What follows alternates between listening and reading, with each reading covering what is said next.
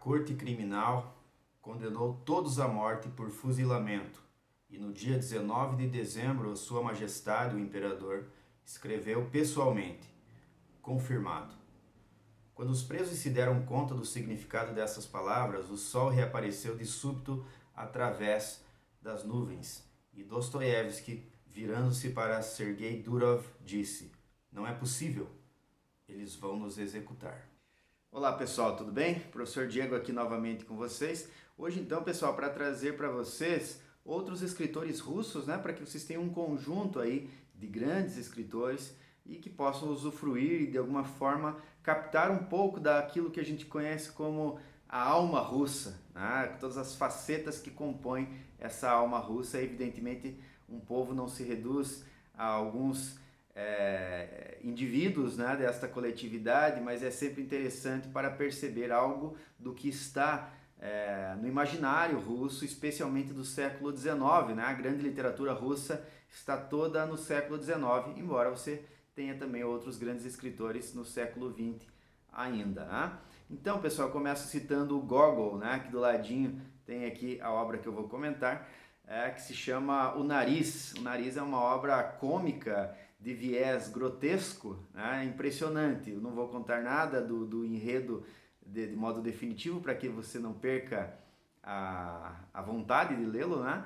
Mas é um texto muito curto em que começa ali com o sujeito achando um nariz no meio do pão e o outro percebendo que perdeu o seu nariz, né? E aí começa a perceber que esse nariz se torna uma espécie de indivíduo, um ser com vida própria. E aí toda a história, todo o restante você tem que acompanhar para descobrir. Né? Nesse momento, como rememora Dostoiévski, ele se convenceu de que estava condenado à morte e nunca mais esqueceu as palavras pronunciadas de maneira tão banal: condenados à morte pelo pelotão de fuzilamento. Da mesma maneira, cito também o Almas Mortas, do Gogol, que é uma história impressionante.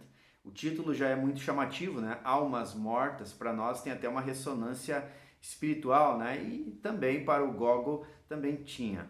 É uma obra que terminou, que finaliza de modo inconclusivo, justamente porque o autor não teve a possibilidade de dar a finalização adequada, mas que trata de porque o que são almas mortas, né? Almas mortas são servos que já morreram, mas que ainda não foram atualizados, digamos assim, nos órgãos competentes. Então, algumas pessoas, alguns especuladores, né, compravam os dados desses sujeitos que já estavam mortos, dos seus antigos donos, né, digamos assim, no regime de servidão russo, e vendiam, aliás, conseguiam empréstimos junto aos bancos, tendo como garantia estas almas mortas, né? E aí a história tem que lê-la até o final para descobrir o restante. Ordenaram que os três homens tirassem os gorros da cabeça, mas Petrachevski, numa atitude de desafio, jogou o seu para trás e olhou fixamente para o pelotão de fuzilamento, que tinha as armas apontadas para eles por ordem do comandante.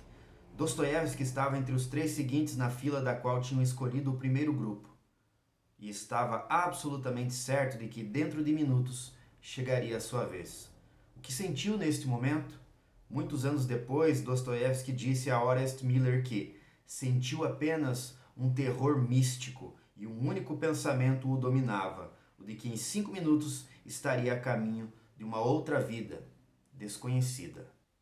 Uma outra obra que eu cito para vocês é esta aqui que está em minhas mãos, O Mestre e a Margarida. Quase todas as edições do mundo afora vêm com este personagem aqui estampando a capa, que é um personagem também fantástico. Essa obra se inclui, inclusive, segundo me parece, no gênero da literatura fantástica, justamente porque há muitos momentos de hesitação a respeito de em que grau da realidade nós estamos, no natural ou no sobrenatural. Isto pode ser explicado por via natural ou somente por via sobrenatural. Há momentos assim, embora toda a obra seja mais complexa do que isto que eu vou comentar agora, em cima justamente deste personagem aqui, que é um personagem, imagine a cena, né? Imagine a situação fundamental desta obra, que é uma comitiva diabólica que desce até São Petersburgo, tá? Uma comitiva diabólica, ou seja, Satanás e mais os seus asseclas, né? Um grupo ali de demônios, inclusive este que está aqui, que é um gato que anda em pé como um ser humano, né? O que causa estranheza, mas de modo muito kafkiano. O que causa mais estranheza é outra coisa. Eu vou citar um trechinho para que vocês tenham vontade de ler essa obra, que é de fato fantástica e pouco analisada, por incrível que pareça. Diz assim o trechinho: no momento em que esse gato aqui começa a andar pela cidade de boas e tal. Nem a condutora, nem os passageiros, né, do ônibus ficaram impressionados com o ponto crucial da questão. O fato de que um gato estivesse subindo num bonde não era nada, mas sim que ele tivesse a intenção de pagar a passagem. Aí sim, hein?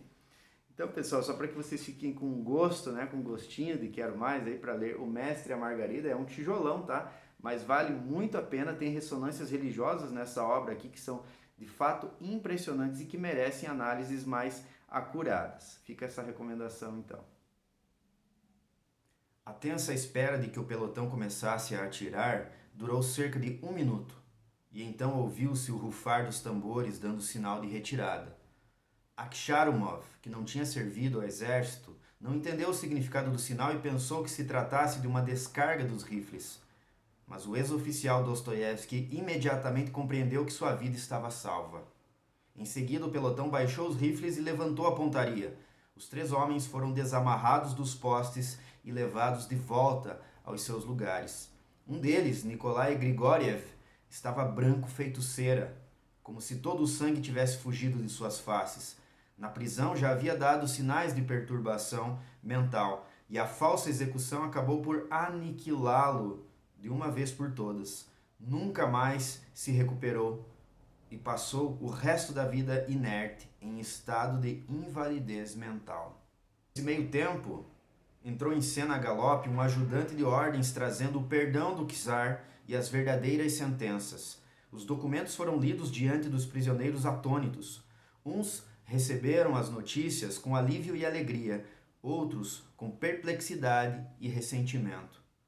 As alvas e os gorros dos prisioneiros foram retirados e 2 homens com aspecto de carrascos, vestindo longas e gastas túnicas multicolores, subiram no patíbulo. Sua tarefa era quebrar espadas por cima das cabeças dos prisioneiros, os quais para isso tiveram de ajoelhar-se nessa parte da cerimônia.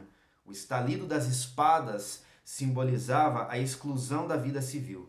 Depois disso, todos receberam gorros de presidiário, agasalhos de pele de carneiro manchados e gastos e botas.